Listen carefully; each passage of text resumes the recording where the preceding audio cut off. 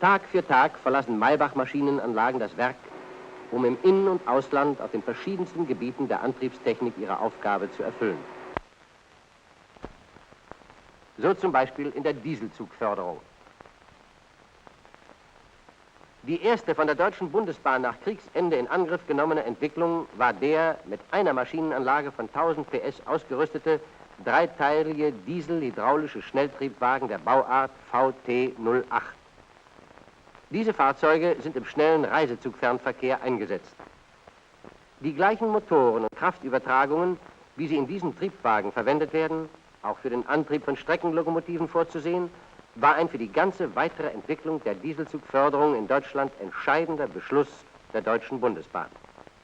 Die erste dieselhydraulische Lokomotive, die mit solchen Motoren und Kraftübertragungen ausgerüstet wurde, war der Typ V80. Bei dieser Lokomotive erfolgt der Antrieb der 4 Achsen der beiden Drehgestelle von einem in der Mitte der Lokomotive angeordneten Getriebe aus, über je ein Verteilergetriebe mit 2 Untersetzungen für Strecken- und Rangierdienst.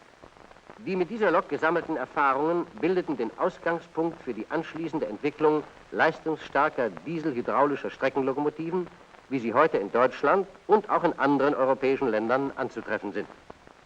Ausgehend vom V80-Typ der Deutschen Bundesbahn entstand die zunächst mit 2000, später mit 2400 PS eingesetzte Lokomotive V200.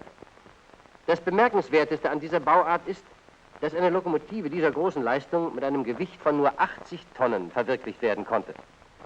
Dies entspricht bei 4-achsiger Ausführung einem Achsdruck von 20 Tonnen, wie er auf den Hauptstrecken der Deutschen Bundesbahn und vieler anderer Eisenbahnen zugelassen ist. Die V200 ist für eine Höchstgeschwindigkeit von 140 Kilometer pro Stunde gebaut. Da ihre Dauerzugkraft bei Verwendung von Mercudro-Getrieben jedoch schon bei einer Geschwindigkeit von nur 18 Kilometern liegt, kann sie gleichermaßen gut für die Beförderung schneller Reisezüge wie auch als Vorspann für Güterzüge verwendet werden.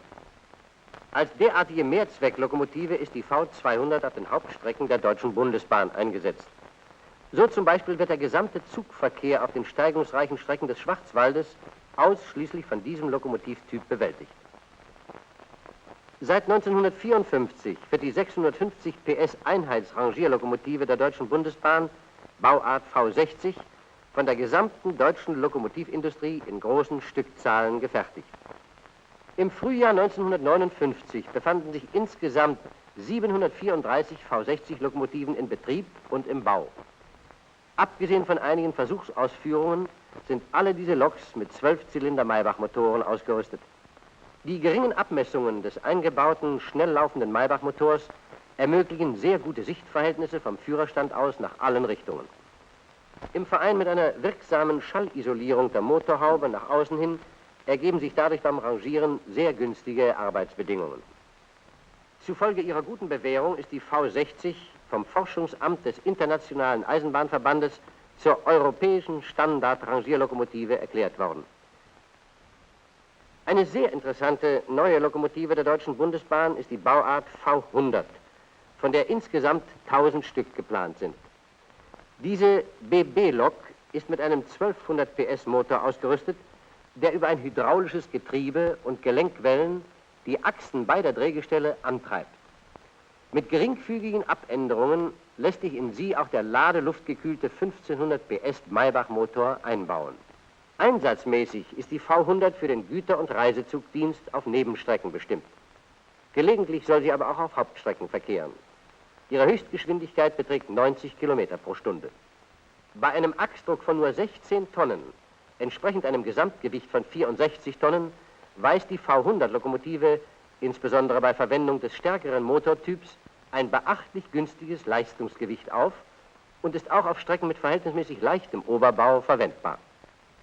Das letzte Glied einer jahrzehntelangen erfolgreichen Entwicklung von schnellen Triebzügen durch die frühere Reichsbahn und heutige Deutsche Bundesbahn verkörpern die neuesten deutschen Trans-Europ-Expresszüge, kurz TEE-Züge genannt.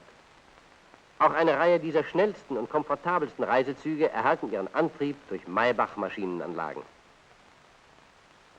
Die ersten Auslandslieferungen von Maschinenanlagen für die Dieselzugförderung nach dem Kriege erfolgten nach Skandinavien. In Norwegen erhielt eine Reihe von 2x650 PS Schnelltriebwagen modernisierte Tunnelmotoren, Mercudro-Getriebe und Maybach-Achstriebe. Die Züge sind vorwiegend auf der steigungsreichen Strecke Oslo-Bergen eingesetzt. In Finnland verkehren 1200 PS Lokomotiven mit Maybach-Motoren und Mercudro-Kraftübertragungen auf der Strecke Helsinki-Tampere.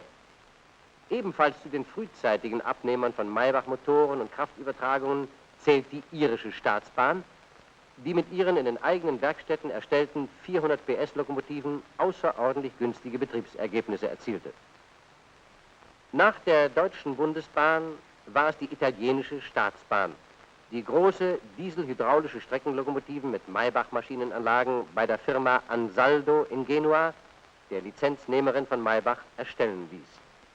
Eine erste 2200 PS Versuchslokomotive mit zwei 12-Zylindermotoren wurde auf der Strecke Mailand-Turin erprobt. Es folgten dann 1600 PS Lokomotiven mit zwei 8-Zylindermotoren, Mercudro-Getrieben und Maybach-Achstrieben, die ab 1958 von Ansaldo serienmäßig hergestellt werden. Diese vierachsigen BB-Loks haben einen Achsdruck von etwa 17 Tonnen. Sie werden auf den süditalienischen Strecken im Raum von Bari eingesetzt.